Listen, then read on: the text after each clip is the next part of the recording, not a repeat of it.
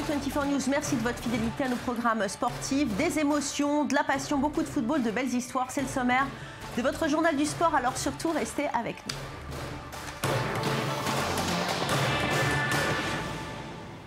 Et je vous propose d'ouvrir cette émission avec le scandale qui entoure la FIFA, souvent décrié, montré du doigt, accusé par ses détracteurs. L'instance internationale vit depuis quelques semaines la plus sombre page de son histoire. Sous l'impulsion de la justice américaine, du FBI et même d'Interpol, plusieurs enquêtes ont été ouvertes à l'encontre de responsables de l'organisation, et cela alors que les élections pour la présidence de la FIFA étaient en pleine préparation. Malgré de nombreux appels, le président sortant a refusé de repousser les élections et balayé d'un revers de la main ceux qu'il appelait à ne pas se représenter. Mais inébranlable, Blatter a sans surprise remporté les élections du 29 mai et semblait bien parti malgré la polémique pour un 5e mandat consécutif. Coup de tonnerre pourtant, quelques jours à peine après son élection, c'est le Suisse lui-même qui, lors d'une conférence de presse extraordinaire, a annoncé sa démission pure et simple de l'instance internationale du football mondial. Une décision qui a surpris de très nombreux observateurs et de fans et qui pourrait, selon certains, marquer le début de grandes réformes au sein de la FIFA. On revient sur ce départ avec Sacha Rebout et Michael Friedman. C'est un tremblement de terre dans le monde du football. L'intouchable Sepp Blatter a démissionné de son poste de président de la FIFA. Présent dans l'organisation depuis 40 ans, dont 17 passés à la présidence, le bientôt octogénaire a finalement décidé de fermer cette page de sa vie. C'est mon profond attachement à la FIFA et à ses intérêts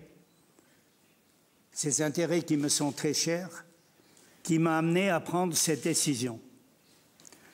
Je tiens à remercier tous ceux qui m'ont toujours soutenu de manière constructive et loyale en tant que président de la FIFA et qui ont tant fait pour le football que nous aimons tous. Je répète, ce qui compte le plus pour moi. La nouvelle de son départ a fait la une de tous les journaux et ses opposants n'ont pas caché leur plaisir. C'est un très grand jour pour le football. Nous avions besoin d'un changement à la FIFA et le voici qui arrive enfin. Nous sommes vraiment très satisfaits. Depuis que le Qatar a été choisi pour accueillir la Coupe du Monde 2022, ce sont des accusations de pot de vin qui minaient la FIFA de l'intérieur. Alors que de nouveaux rebondissements ne cessent de voir le jour, c'est à présent de centaines de millions de dollars dont il s'agit. Ce qui en revanche est bien plus surprenant, c'est le moment de l'annonce de Sepp Blatter. Alors qu'il avait été réélu 4 jours auparavant pour un 5e mandat consécutif, le président a démissionné de son poste, un peu trop tardivement pour certains. C'est absolument la bonne décision, un peu tard tout de même. C'est une tragédie qu'il ne se soit pas et ne nous ait pas épargnés en agissant ainsi plus tôt.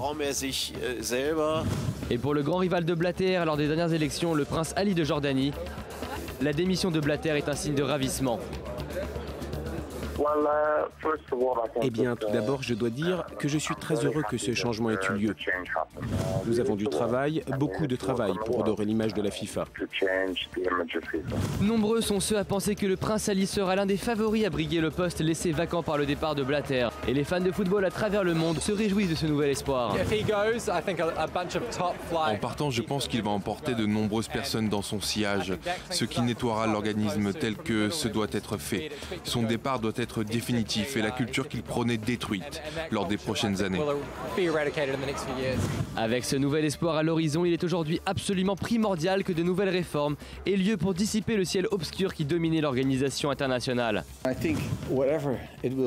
Je pense que quel qu'il soit, ce président devra soutenir à 100% une vraie restructuration et il ne pourra pas le faire uniquement avec les 209 fédérations. Ce n'est pas à propos du président, c'est au sujet de la structure et de l'implication des joueurs, des supporters, mais aussi des clubs. Si nous ne faisons pas ça, nous ne ferons aucun progrès. Quel avenir pour le football? Qui sera donc la nouvelle tête de gondole d'un des monuments du sport? À l'heure actuelle, il est bien trop tôt pour affirmer quoi que ce soit avant les élections qui auront lieu entre décembre et mars prochain. Mais l'essentiel est ailleurs, c'est que ce sport que tous aiment aille enfin dans la bonne direction. Et si la nouvelle élection ne doit intervenir que dans quelques mois, il se pose déjà la question du successeur de Blatter. Évidemment, à la tête de la FIFA, tous les regards se tournent vers l'Europe. Et un nom revient en priorité, c'est celui de l'actuel président de l'UEFA, Michel Platini. Mais il n'a pas encore fait part de ses intentions. Julia Ganancia. Tous les regards se tournent désormais vers Michel Platini. Le Français de 59 ans a les clés de la future élection présidentielle à la FIFA, prévue entre décembre 2015 et mars 2016. En France, l'ex-triple Ballon d'Or est vu comme le sauveur potentiel de l'institution suprême du foot en plein chaos.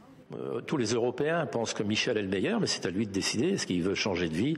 Est-ce qu'il est prêt à aller au combat, qui aujourd'hui est malgré tout moins difficile? C'est le personnage clé du football mondial aujourd'hui. C'est celui qui a le plus d'expérience. Mais l'ancien joueur vedette de la Juventus va prendre le temps de consulter autour de lui et son positionnement déterminera sans doute tout le reste. S'il y va, beaucoup des candidats possibles se retireront. Pour Transparency International, l'UEFA doit avoir recours à des experts externes dans sa quête d'une nouvelle direction et surtout Platini ne serait pas le candidat idéal. Platini est un président faible de l'UEFA et j'ai du mal à m'imaginer qu'il serait un président fort de la FIFA. L'instance mondiale a besoin d'une forte personnalité à sa tête. Sylvia Schenk accorde sa préférence à un autre Français, Jérôme Champagne, ancien responsable des relations internationales de la FIFA, qui n'avait pas présenté les 5 lettres de parrainage nécessaires pour être enregistré comme candidat à l'élection présidentielle. Face à lui, d'autres candidats potentiels, le prince Ali, David Ginola ou encore Luis Figo. Ce n'est pas le bon moment pour annoncer si je vais être candidat ou non. Je pense que c'est plutôt le moment de réfléchir et de penser un peu à toute cette procédure. Pour l'instant, candidat ou pas, c'est bien Michel Platini qui a la faveur des pronostics. Son profil de réformateur et d'ancienne légende du ballon rond restait proche du terrain et des joueurs est son meilleur atout. Si l'ex-capitaine des Bleus décide de conquérir la FIFA, il devra tenir compte du rapport de force au sein du Congrès, où l'Europe ne pèse que 53 voix sur 209. Même si le Français sort renforcé de la crise à la FIFA, il ne doit pas oublier la méfiance des autres confédérations envers la richissime et toute puissante Europe. Et toujours dans l'actualité footballistique, la saison se termine. Les championnats ont rendu un à un leur verdict, mais c'est aussi l'occasion d'apprécier les finales des coupes nationales. Et le PSG n'a pas raté son rendez-vous. Opposé à Auxerre au Stade de France, les joueurs de la capitale ont réussi ce qu'aucun autre club français n'avait réussi, remporter 3 compétitions nationales la même année. On regarde le résumé du match avec Mathieu Thoman. Le PSG signe un triplé historique. Après la Coupe de la Ligue et le Championnat de France, c'est avec difficulté que les Parisiens se sont adjugés la Coupe de France contre Auxerre.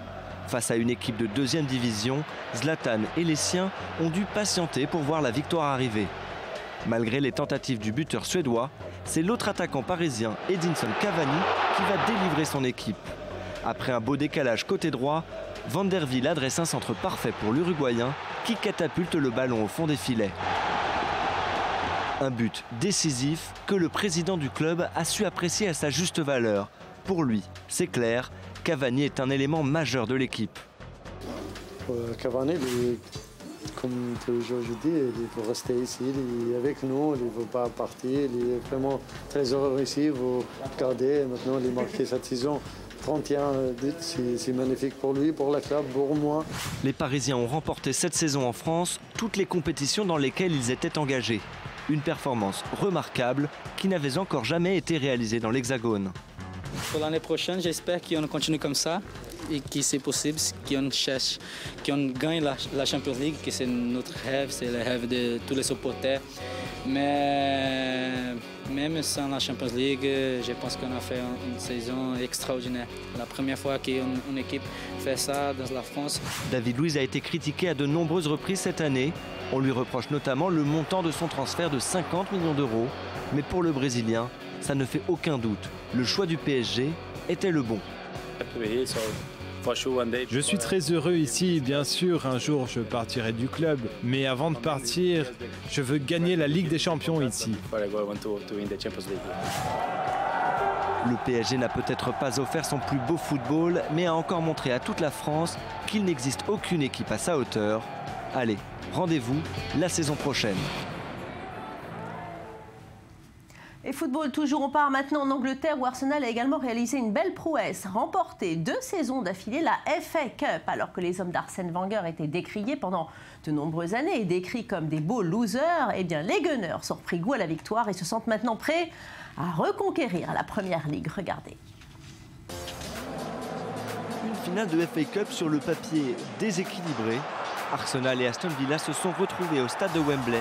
Et comme l'année dernière, ce sont les Gunners qui sont repartis avec la coupe. Une victoire dessinée dès la 40e minute avec une superbe demi-volée de Theo Walcott.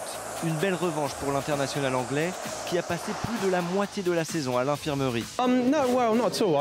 J'ai travaillé très dur et l'entraîneur m'a donné sa confiance et je voulais le remercier lui et les fans d'Arsenal pour leur soutien. J'ai raté la finale l'année dernière à cause d'une blessure et des problèmes personnels. C'est juste super de revenir dans cette équipe victorieuse.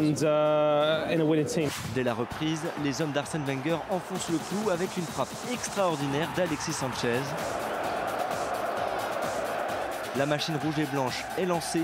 Quelques minutes plus tard, Per Mertesacker y va de son petit but sur corner. En tribune, le prince William, supporter de toujours d'Aston Villa, est évidemment très déçu. Le match est plié, mais Arsenal ne s'arrête pas en si bon chemin. Olivier Giroud vient participer à la fête sur un service de Chamberlain. 4-0, la victoire est totale et évidemment du côté d'Arsenal, les joueurs exultent.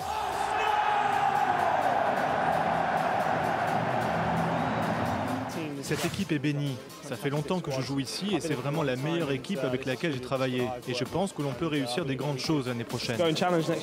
Même son de cloche sur le banc, Arsène Wenger valorise grandement le doublé de son équipe. C'est super et je suis très fier. Si personne d'autre n'a réussi à le faire, c'est que ce n'est pas si facile que ça.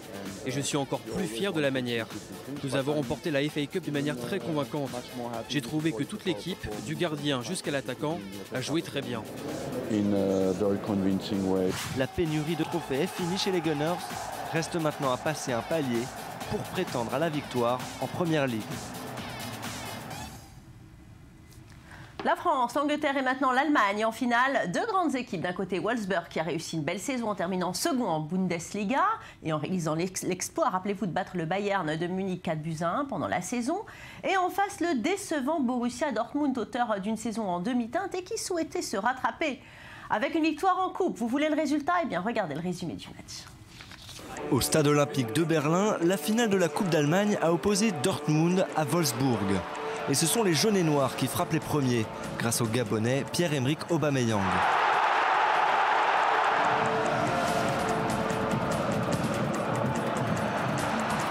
La joie n'est que de courte durée, puisque Luis Gustavo égalise quelques minutes plus tard. Wolfsburg appuie là où ça fait mal et finit par prendre l'avantage après une belle combinaison entre De Bruyne et Caligiuri. La frappe du Belge est imparable, mais surtout synonyme de titre. C'est un nouveau titre dans ma carrière. Je pense que nous l'avons mérité. Nous avons fait une très belle saison. Et même aujourd'hui, alors qu'on a encaissé le premier but, on a montré que nous sommes capables de réagir. C'est super pour Wolfsburg. Le dernier but de la rencontre survient toujours en première mi-temps. Bas Dost est à la réception d'un centre et fusille de la tête le gardien adverse.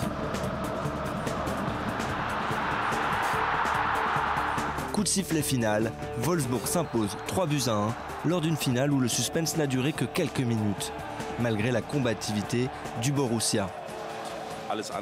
Nous avons assisté à une finale de haute volée, mais compliment aussi pour le Borussia Dortmund. C'est une équipe qui a montré qu'elle est l'une des meilleures d'Allemagne. Une finale qui a aussi été le dernier match de Jürgen Klopp sur le banc des jaunes et noirs. Les au revoir sont difficiles. Partir me fait mal. Il y a quelques minutes, j'ai voulu exprimer ma gratitude à tous mes joueurs. Ça a été un honneur immense de travailler avec des joueurs comme eux. Et c'est très dur de les laisser. C'est ce que je ressens maintenant. De son côté, le second de Bundesliga remporte une coupe qui vient couronner une saison pleine de promesses. Le sport, c'est surtout des belles histoires. Eh bien, en voilà une que la rédaction des sports a choisie pour vous. Il était une fois 4 détenus et 4 surveillants d'un centre pénitentiaire de Dordogne. Ils ont participé ensemble en relais à la Technica Maxi Race, une course extrême de 86 km autour du lac d'Annecy. Un temps de liberté provisoire pour montrer une autre image de la détention et se préparer à la réinsertion. Regardez. Un groupe de joggeurs dans un bois de Dordogne. Cela fait 4 mois que ces hommes se préparent pour une course extrême en relais ce samedi, 86 km dans les Alpes. Un défi sportif à relever, d'autant que pour eux, courir en plein air est loin d'être une évidence. Ah, on rêve là, on se bade. David passe le plus clair de ses journées ici, en cellule, à la prison de Neuvic, d'où il sortira en 2018. Mais avec 3 camarades, il a été récompensé pour sa conduite exemplaire. Quand on se tient bien, quand on joue le jeu, quand on a, on a la carotte au bout. C'est-à-dire que ben voilà, vous êtes tenu correctement, vous avez fait ce qu'il fallait, vous tenez bien avec les surveillants, et bien on vous a proposé pour ce programme-là. Et ça, c'est important, ça, pour nous, parce qu'on sort du lot. Il s'agit de confiance aussi. L'équipe qui courra ce week-end est composée à moitié de surveillants, à moitié de détenus. Objectif, la future réinsertion. On voit comment la personne se comporte dans un environnement où il est libre. Voilà, donc ça le prépare aussi à la sortie, quoi. C'est la 2e expérience de course pédestre menée par le centre pénitentiaire de Neuvic. L'an dernier, des binômes détenus surveillants avaient couru entre Lyon et Saint-Étienne. Et bien voilà, c'est fini pour aujourd'hui. Merci à vous tous de nous avoir suivis. Portez-vous bien, faites du sport et surtout, ne changez pas de chaîne.